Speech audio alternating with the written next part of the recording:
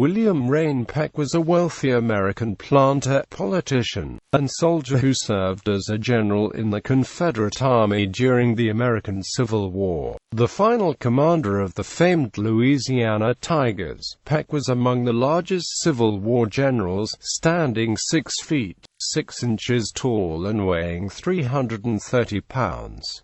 Early life and career. Peck was born in rural Mossy Creek in Jefferson County, Tennessee. His family relocated to Louisiana in the 1840s.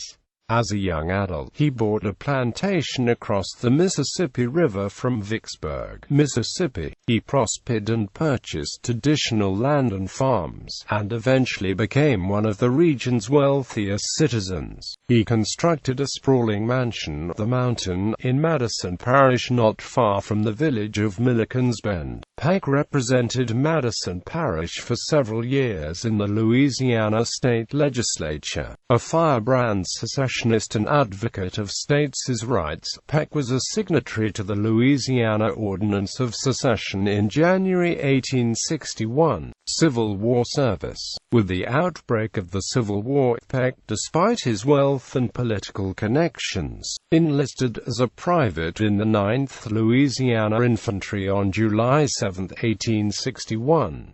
After training at Camp Moore in Louisiana, Peck and his fellow soldiers in the regiment were sent to Virginia, arriving too late for any significant participation in the First Battle of Manassas. Peck was commissioned as captain and then lieutenant colonel of the 9th Louisiana during the Gettysburg Campaign, and saw action at the Second Battle of Winchester in June and the Battle of Gettysburg in July, where he was involved in the Twilight attack on Cemetery Hill. On October 8, 1863, Peck was promoted to colonel of the 9th Louisiana to succeed Leroy A. Stafford. He led the regiment in the battles of the Wilderness, Spotsylvania, and Cold Harbor in May and June 1864 during the Overland Campaign. Peck often led the brigade as the senior colonel, and his role in the July 1864 Battle of Monocacy drew praise from his division commander,